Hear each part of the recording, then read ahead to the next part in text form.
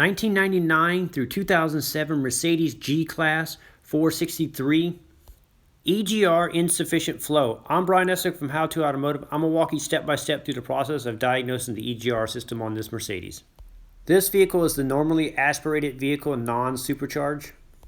So you're most likely going to have a check engine light on with codes p0400, which is an insufficient flow. So I'm going to walk you step by step through the process of diagnosing. So go ahead and clear those codes out now.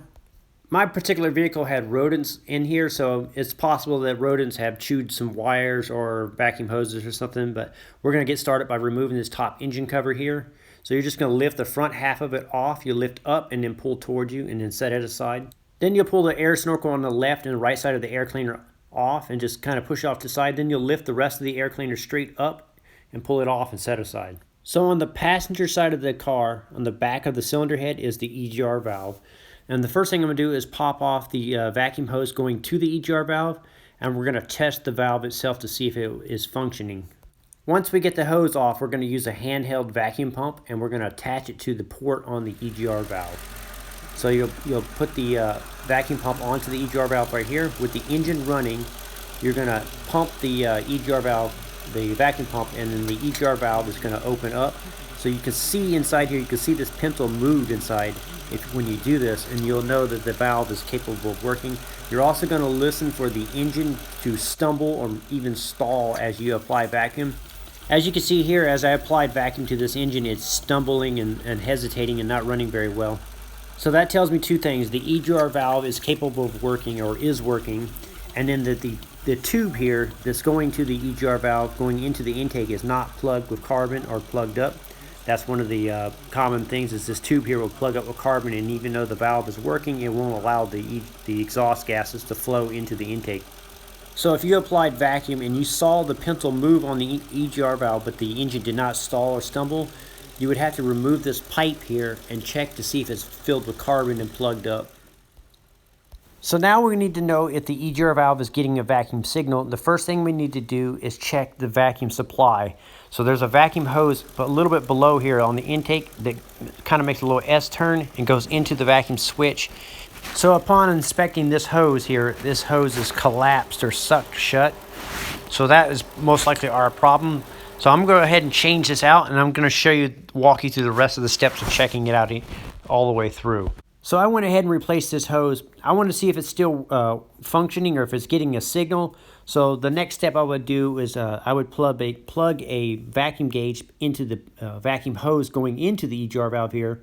And then what I'm going to do is put it up here on the dash here, or on the front of the windshield here like this. When you do this test, you want to make sure it's at normal operating temperature. So you got it hooked up to the hose on the EGR valve. And now I'm driving the vehicle, and as I accelerate, so I'm making a right-hand turn here, and I'm going to accelerate, and you can see the gauge moving up and down. That indicates that this is getting a signal, a vacuum signal to the EGR valve. So that right there tells me that electrically the vacuum switch is operating and opening. So in my case, the suck closed vacuum hose was the cause of the problem. But if you did not see this vacuum gauge move as you accelerate, then you would suspect that the switch is not opening. It doesn't require a whole lot of vacuum, just a couple inches.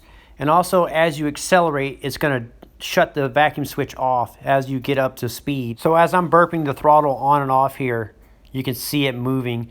And when you're off throttle, it should be shut. And then when you get to a certain speed, it'll automatically shut off. So now I'm going to show you what you would do if you did not get a vacuum signal to the valve here. So now we need to check the electrical signal going to the vacuum switch, which is just a power and a ground, which is, in this case, it's always powered, and the ground circuit is supplied by the computer turning it on and off. So the way I do that is I use a Noid light, and I'll unplug the EGR vacuum switch here.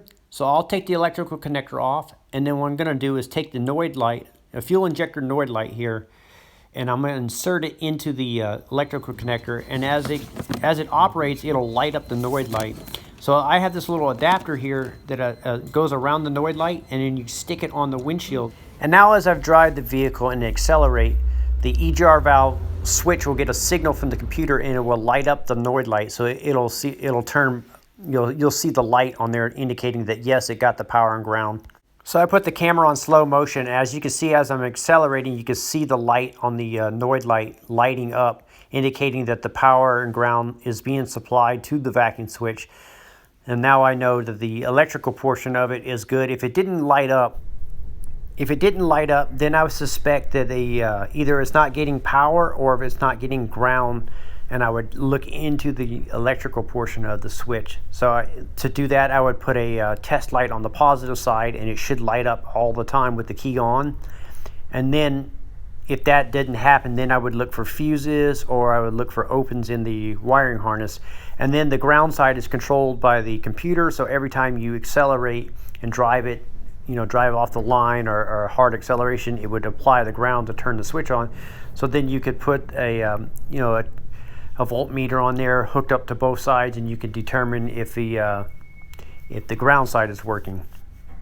So if you guys have any questions, leave them in the comment below. I will link up the Noid light, and I'll also link up the vacuum pump to test these EGR systems in the description of the video. I'm Brian from How To Automotive. I'd like to thank you guys for watching my videos, encourage you to subscribe, invite you to head over to the howtoautomotive.com website for more valuable videos like this. Thank you again for watching.